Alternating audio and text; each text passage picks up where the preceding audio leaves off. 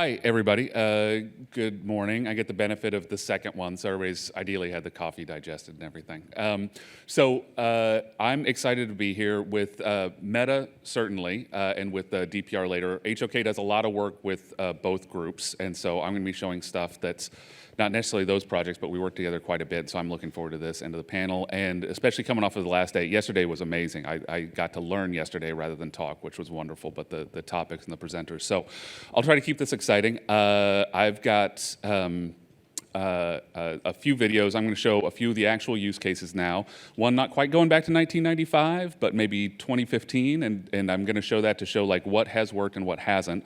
Because I kind of had the same perception that Martin indicated, is like, this is amazing, why aren't we using this on everything? I'm going to talk a little bit about why I have found that to be the case. So if we, this one? All right, this is me. So I wear two hats at HOK, Director of Engineering and Sustainability, and that is largely getting actual projects done. So most of my job is working on projects from concept all the way through construction. Later this afternoon, I'll be on a call with folks doing RFIs and submittals and everything like that. So very much in the real world of everything that HOK does. And then I also run the firm's interdisciplinary research team. We don't have a dedicated team that just does research. Ours is a practitioner-led research program. And there's a lot of things to talk about in both of those, but we're really proud of it. Fast Company just named us one of 2024's best workplaces for innovators, specifically because of the research program which we have run. So I'm going to get a little bit about why that's important. First, in case you haven't heard of HOK, depending on which metric, we choose the one that says we're the #1 AE firm, of course. There are larger architectural firms. There are certainly larger engineering firms. We're the largest one that is, it's more A's than E's, but is interdisciplinary, which is a really important part of like how we do our work. And that's my sales pitch, which I have to show so that I get my expenses paid. All right, so this is me. I also have been at CIFE for 20 years. I did my graduate work here under Dr. Renata Fruchter.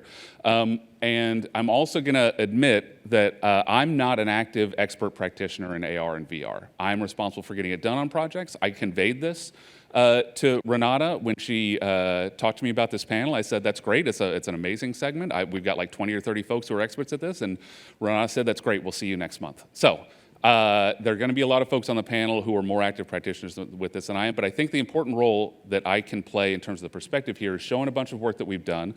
But also, I learned this, I'm sure a lot of folks have seen this, the technology adoption curve. I hadn't seen it until one of these CIFE events, and I use it all the time now. The chasm being the main point here about the folks who are most of what I would say even at HOK are a lot of organizations who you can see the chart, I don't have to explain it.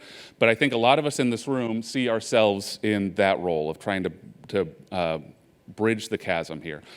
Which comes back to my role. I actively work on projects. I also run the research program. I think a lot of what we do and what we implement at HOK is because we have folks like myself whose job is to be the folks that the ones on the right trust, that we're not going to lead them astray, we're not going to do something crazy, that otherwise they see the folks on the left as somebody who might do so, right? So those are really, it's an important part of a lot of the organizations, and I think a lot of the speakers play that role in their organization. So I'm going to talk about that. This is maybe more of a manifestation of that curve. On the right, that's me on a job site getting stuff built, and then that's me on the left with the Meta glasses. This was a few weeks ago. So we actively use it. I got to check that out. It accurately identified that painting. That's great. So the first case, and the one I'm going to talk about in the most detail, is what we call the Atlanta modernization. Anybody who doesn't know it, Atlanta's airport is the busiest, most efficient in the world. It's like 100 million passengers per year. It's consistently the top or near the top. The building itself is 40 plus years old, and I don't have a before picture, but it was ugly. The story goes that they built the entire airport, huge campus to the south of Atlanta, and by the time it came to make the terminal, they'd run out of money, and you can tell by looking at it. It was just ugly.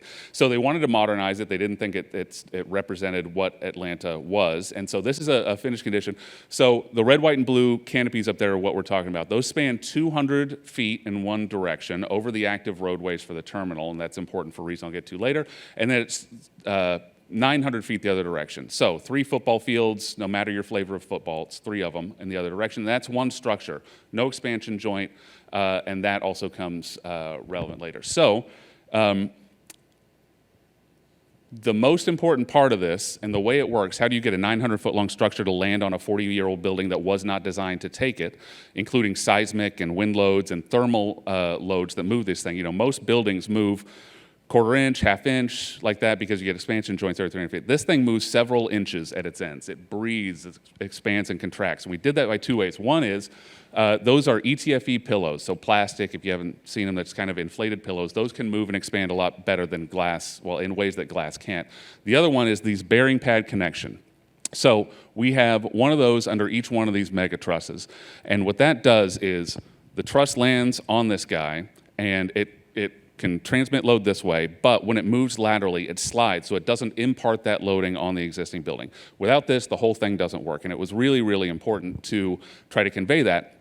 And I am a big whiteboard guy, and we had spent a couple of months whiteboarding it out, like it's gonna move like this, gonna move like this, because as you build this thing, you're gonna put it on shoring towers, it moves a little bit, and then it's gonna expand and contract, and depending on what temperature it is outside when you set this thing, because it's so long, you have to set it in different spots than you would in the final condition. And we're trying to walk through this, and months of whiteboards, it doesn't make sense. We even 3D printed the thing to show how the parts move and everything. Still nothing. Everybody was like, we still don't get it. So we built a virtual reality model to show how this thing would work. So that you see, here's where it comes in. When you're doing certain stages up there, this is the way the bearing is going to move. It would go to different spots. It's going to move a little bit here, a little bit here, a little bit here, and walk through a session so that the contractor could move and push this and forward. And you see the thing. You see why I had a hard time drawing it on a whiteboard, right? Like there's a lot of moving parts here, but getting this correct was critical to everybody moving past stage one. We had one session after we built this with a contractor, and everybody was good, and we were off and running. So this was a really successful application to this. Taking that as a cue, we said, okay, great, we can actually build the entire erection sequence in virtual reality. If you're doing work at an airport, you have a lot of stakeholders. You have Delta Airlines, who's the big gorilla in Atlanta. You have folks who operate the airport and everything, and you're taking over their front yard. In order to get buy-off on doing something like this and not disrupting them, you have to be really clear on what's happening. And we thought this would be a really nice way of showing exactly how this was going to operate. And this is what it's going to be like. Here's what it's going to be like for your passengers. And this was going to be a great way to visualize it. And we showed it to the contractor, and they said it looks really cool, and they weren't interested, and they said no thanks. Now, any of my construction friends who's done work at an airport, put your hands up. Yes, okay, all right. One of the things at an airport is if you're doing construction there, everything needs to be 24/7 operational. We were doing this construction. Everything had to happen between midnight and 5 a.m. Also, you've got traffic to deal with. You have Atlanta Police Department. And so we said, this thing takes us about a week to build. You give us a construction sequence, we'll have this built in a week and we'll give it back to you. And they said, that's not fast enough. Their construction sequence was changing 2, 3, 4, 5 times a week. So they said, we can't use this because as soon as it changes, you're going to have to go through all the other approvals. And so that was a lesson learned for us in terms of construction, is that on a different project type, that's great, but in this case, you know, we talked about this with a few of the panels yesterday. It's not the technology, it's the people and all the stuff around it as to whether it gets implemented or not. Yeah, this is another aspect of it. We kind of used this. You could hold it in your hand and watch the erection sequence. We thought this was so cool. And it is really cool, but it was a personal reason, a personnel reason and a staffing. The contractor described this as more of a traffic operation that you happen to be doing a construction project around. So that was 10 years ago. So that was my version of 95 was 2015. I expected at least now by 2024 we'd be using this everywhere. Now we are using it a lot and in different flavors. So HOK is actively working on maybe 2,000 projects at any one time. VR is not used on most of them. It's not appropriate. We have to give competitive design fees. That doesn't include this. A lot of the VR, AR work takes a decent amount of time. So it tends to be implemented on our largest, most important projects, or when a client will pay for it, which we find usually is not the case. But we'll still do it if it helps with the design process. So I'm going to show a few examples of this. I show this slide to say this is available to everybody in our firm. Anybody working on those 2,000 projects can go in this and link and find, like, what are you interested in? Here's how you get it implemented on your cool use of it. That's been really nice, and also in terms of talking with the client about helping them understand game day interactions and how the stadium's going to work.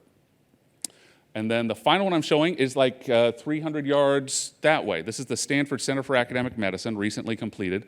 And this is This project is great. This could have been yesterday at the sustainability. It's a really great example of regenerative design and being able to use the advantages that Stanford has. The most salient bits of this is that this building is 20% smaller than the original program called for. And like we said, the greenest building is the one you don't build. We were able to take that out because of the amazing climate that we have here in Stanford. And they would say there's a lot of aspects of this that you can be outdoors because it's so pleasant to be outdoors in Stanford. Why you don't need to build that as glass. Or as interior space. The other thing that we did was, you'll notice that there's no parking here, parking garage is underneath, and that it's pulled into the arboretum, and so it's meant to be an extension of it. So that does a lot of things in terms of site, in terms of regeneration of the site for this, but it also was such a major design move that VR tools to be able to walk through here and show what a big design move that was and how impactful that was to the client and get their sign off to do this, to chop 20% off of the building and to show how you're going to be using certain spaces in July and August, but then you're going to be using different spaces in January, February, was an important application of it. So that's a few of the ways that we're using it now. Thanks.